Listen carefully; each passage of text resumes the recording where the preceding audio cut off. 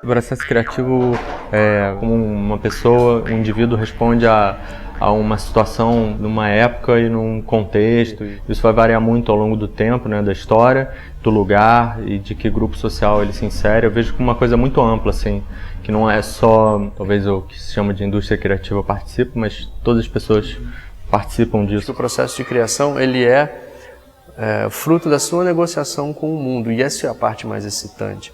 Não fruto das suas simples obsessões e concretização delas. E tem tantos níveis de criatividade. Uma pessoa pode ser criativa num nível muito pessoal. Ela pode passar por uma série de questões que inegavelmente podem ser descritas como criativas para ela, mas não contribuindo absolutamente nada para nenhuma linguagem, nenhum contexto. Ao mesmo tempo, tem criatividade com C maiúsculo, né, que a pessoa vai fazer uma incursão numa área de uma linguagem onde você não vai poder olhar para essa linguagem da mesma maneira depois, né? And we're getting a picture on the TV. One small step for man, one giant leap for mankind. Eu me lembro que quando eu comecei em agência, né, eu ficava intrigado vendo as pessoas sentadas de perna em cima da mesa e olhando para o teto, né, como se uma ideia fosse cair ali, né, e tinha muito, né, a ideia não veio, né. Essa associação com algo meio divino, sabe, vem do céu sempre, não é? É sempre branco, né? Vem do céu, é lâmpada, é luz. Para mim a ideia nunca vem, eu que tenho que correr atrás dela, entendeu? Então eu não tive essa sorte de a ideia vir, né. Então, o que é o equivalente de alguém grande dando algo para a gente? É alguém pequenininho. E isso sim é uma coisa que é frequente tanto na área de arte quanto na área de ciência. As pessoas falando sobre um momento onde a saliência do eu vai diminuindo e a pessoa faz inteiramente parte do seu processo. Eu gosto de uma frase que diziam que Lampião falou quando queimaram a casa dele. Ele disse que minha casa é meu chapéu. Sabe, meu ateliê é meu chapéu, eu não saio nunca dele.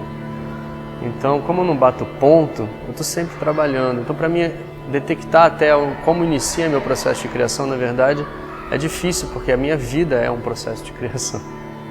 Eu faço várias perguntas sobre aquilo. E muitas vezes essas perguntas têm a ver com entender o que é possível, o que o cliente está disposto a fazer, quanto dinheiro tem, se ele é alérgico a alguma coisa. Às vezes o cliente tem uma ideia do que o produto dele é, o que ele quer atingir, que não encontra eco com o consumidor final, entendeu? Eu quero entender os limites assim, do projeto, quero entender ou o que é dado como limite naquele momento. E muitas vezes o projeto sai exatamente dessas respostas. Às vezes o briefing vem do cliente, às vezes a agência se antecipa e propõe coisas, mas de qualquer maneira ela está propondo coisas a partir de um cenário, né? Sabendo que aquele cliente atua em determinada área, que tem seus clientes e consumidores assim, assado. É um universo já mapeado. Eu imagino que o processo de arte seja talvez o mais livre. O limite do artista é a morte, assim, né? Acho que ele é que coloca os seus limites. Tem que ser um ponto seu, né? É uma questão sua. São suas escolhas, é como você vê o mundo. Quando tudo é possível, fica mais difícil ainda, né? Porque, eu posso experimentar tudo, posso fazer tudo, mas o que é legal mesmo? No caso de um artista, você cria a pergunta e você gera a resposta, que é extremamente difícil de ter pertinência, na verdade, né? Porque quem falou que alguém está interessado na maneira como você vê o mundo? Então, realmente, para você começar a desenvolver um trabalho próprio é uma coisa muito difícil, eu acho, né? Porque essa liberdade enorme é apavorante, né? Você está num oceano gigante sendo uma alguinha minúscula.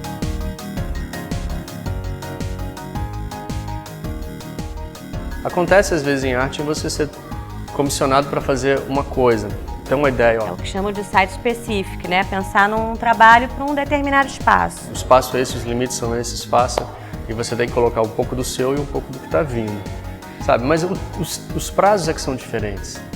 né? Às vezes o tempo de gestação de um trabalho de arte é muito longo e não significa que você não vai revisitá-lo ao longo dos anos. Tem artistas que às vezes passam décadas para realizar um trabalho, ou o trabalho dele é exatamente essa realização ao longo de décadas, né? Então acho que o limite é muito pessoal. Às vezes com um trabalho comissionado, você tem um tempo que tem que concluir aquilo, e o melhor que você vai conseguir fazer vai ser naquele momento. Depois, talvez você não tenha a oportunidade de voltar. Em publicidade não, é absolutamente objetivo ali. Você tem que conseguir uma resposta única de todo mundo que vai ver aquela peça, né?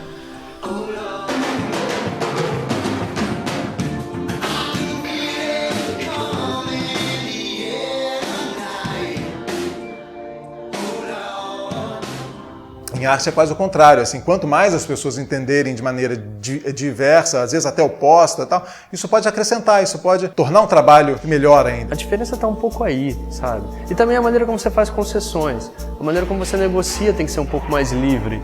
Talvez quando você é o senhor das suas próprias obsessões, você fique querendo que uma coisa seja em mármore, e se não for em mármore não vai funcionar. Mas se alguém fala para você, poxa, Cadu, pode ser em fórmica, porque o prazo de... de repente faz sentido e adapta a ideia sem perder a originalidade.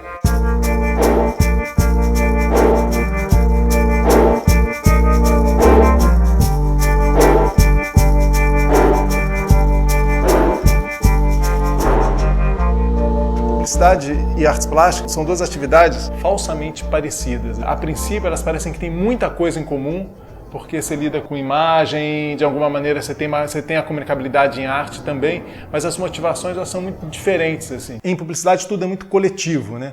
Se você tem uma campanha a ser criada, a motivação dessa campanha vem de um cliente, vem de um consumidor, né? Ela é totalmente externa, né? Ela chega em você como um pedido, e isso é que motiva a criação. Já em artes plásticas, a motivação é totalmente pessoal. Você pode até estar totalmente conectado, fazer uma criação que tem a ver com um contexto desse momento, de um local, mas isso é uma escolha sua. Quando você é menor, você pode cuidar de todas as fases da produção de uma ideia. Então, desde o conceito, né, da formação da ideia, até a produção, a execução e depois, algumas vezes, até da distribuição. Quando você tem uma escala que muitas pessoas participam, muitas vezes é difícil que essa ideia permaneça. Eu, pessoalmente, né, não acredito em agências gigantes, né? Acho que perde um pouco da essência do trabalho, do acompanhamento que você pode dar para aquele cliente, né?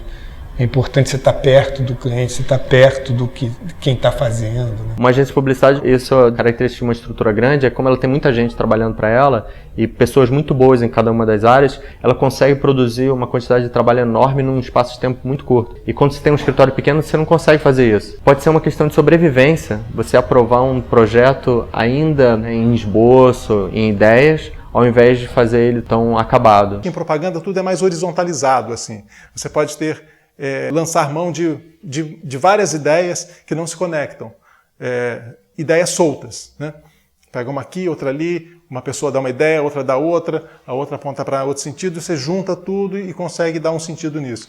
Eu acho que em artes plásticas a tendência é você trabalhar mais verticalizado, assim, a partir de um conceito, de um tema, você aprofundar isso, e mesmo que você lance mão de meios diferentes,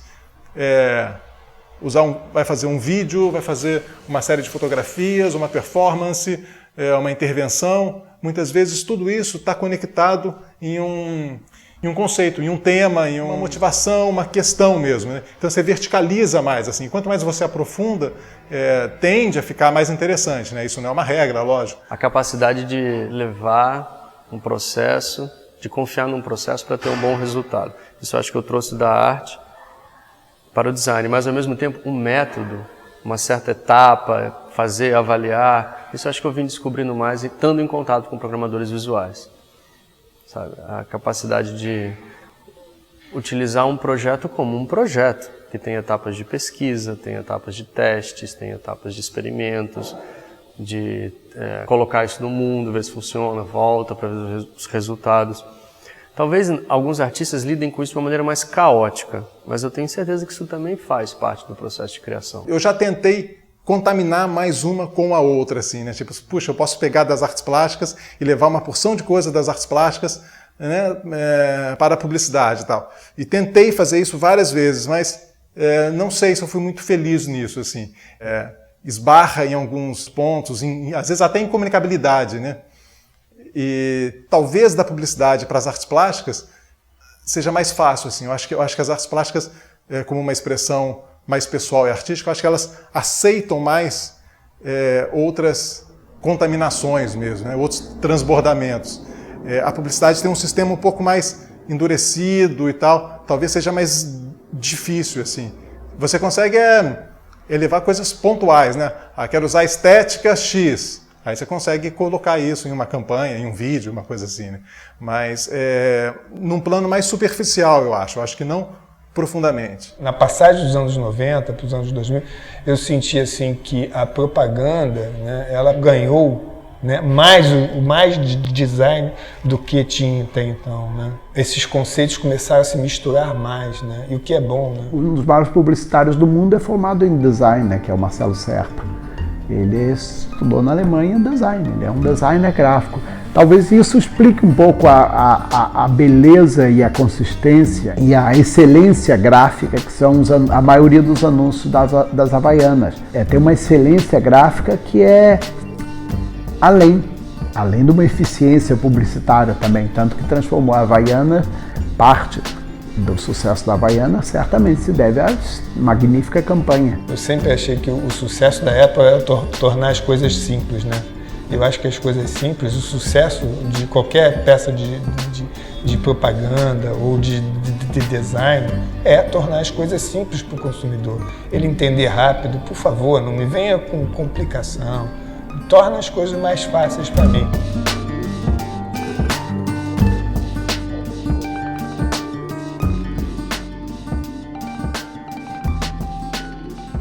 O meu processo de criação é baseado na notação, uma certa regularidade, com uma certa disciplina de todos os tipos de coisas que me deixam perplexo. Qualquer grande curiosidade que eu tenho em relação a algo, e eu sou muito curioso em relação ao mundo, eu anoto para não deixar passar e vou vendo se aquilo continua na minha cabeça dali a algum tempo.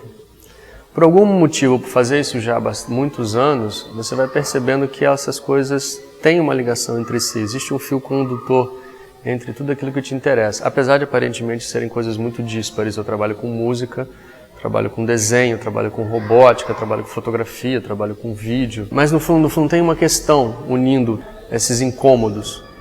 E a partir desse cutucar do mundo em relação a alguma coisa que me interessa, eu vou investigando e começo a ganhar formas essas coisas. Acho que o processo, na verdade, é você nunca sair do ateliê. A minha intenção é que o espectador entre numa sala onde esteja o trabalho e tenha um impacto de a natureza estar aqui. Isso é um primeiro impacto que é importante para mim, né? A partir da gravidez, eu comecei a me interessar pela corda, exatamente como um objeto simbolizando esse cordão umbilical, né? Eu gosto de fazer desenhos simples, assim, bem simplificados.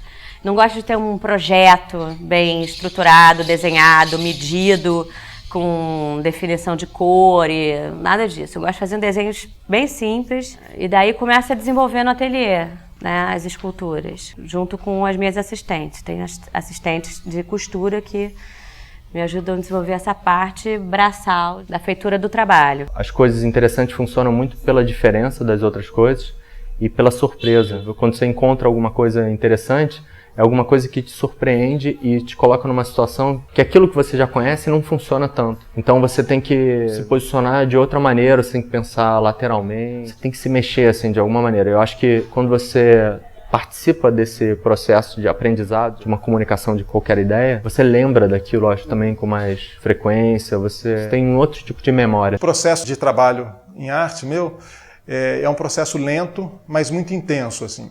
Ao longo dos últimos anos, os trabalhos que eu realizei, aparentemente, eles não se conectam muito. Mas quando você olha todas as séries, todos os trabalhos, começa a perceber que tem uma costura entre todos ali. Eu não trabalho a partir de um suporte, de um material, de um meio só. Eu estou usando vários, eu tenho usado vários. Então, essa identidade, ela não existe. né? Existe um pensamento que passa por trás ali de tudo. E quando eu digo que eu trabalho lentamente, mas muito intensamente, é porque os trabalhos vão amadurecendo, né? São trabalhos que não partem de uma ideia, partem de um desenvolvimento, é um processo mesmo. Assim. Vai amadurecendo, se transformando. Às vezes, 2 anos depois que eu fiz uma série de fotografias, eu realizo um vídeo que tem a ver com as fotos e faz tudo parte de um conceito só. Com a experiência de trabalho, eu já percebi também muitas coisas minhas, projetos realizados, são resolvidos muito rapidamente. E quando o cliente, no caso, para quem eu estou fazendo aquele trabalho, não é uma pessoa tão íntima, eu faço até uma certa mistério do tempo que eu demorei criando aquele projeto. Eu doro mais o projeto e complico mais o processo de criação. Mas, em geral, felizmente, por experiência, ou por capacidade, ou por maneira de ser, ou pela minha maneira como eu penso minhas coisas, as coisas são muito rápidas. Eu, em geral, quando as pessoas estão me ligando, ou estou falando no telefone para falar sobre um projeto, parte da minha cabeça já está criando o projeto e quase que sempre o resultado final é igual àquele que eu pensei. Então eu tenho, recentemente, coisa de 4 anos para cá ou menos, eu tenho guardado os meus layouts originais e ponho lado a lado do projeto final, são idênticos. Eu tenho o desenho do Marco Suzano, que eu fiz quando estava falando com ele no telefone. E é idêntico, só que é meu desenho, né? E assim vários outros. Isso é uma segurança de achar o que você está fazendo é o que deve ser feito. E também a segurança de que um trabalho, claro, sempre acontecem coisas que nem tudo que eu faço é aceito incontinente. A sensação é sempre que, bom, dessa vez não vai dar certo, né? Dessa vez vão pegar a gente, né? Dessa vez eu vou ser desmascarado, né? Mas de uma certa forma pensar assim é bom porque faz você não ir atrás de fórmulas, né? Por nada pior do que fórmula, né? Mas nessa área é fatal, né? Usar a fórmula é fatal. E eu acho que a procura de algo novo para cada cliente, para cada campanha, é o que faz esse sentimento de, bom, eu não posso me repetir, não podendo me repetir, eu tenho que fazer algo novo, querendo fazer algo novo, caramba, o que eu vou fazer, né? E aí você começa a pensar sobre o que você tem que fazer, qual o recado que você tem que dar, o que você tem que comunicar. E eu acho que pensar exaustivamente sobre um determinado assunto te leva sempre a coisas novas, inéditas, né? Mesmo que a primeira ideia surja logo e seja boa, né, é necessário você ir mais longe até para perceber que ela é realmente a boa, né? Normalmente, a primeira ideia, no meu ver, é sempre, peraí, acho que está muito fácil, vamos ver se é isso mesmo, né?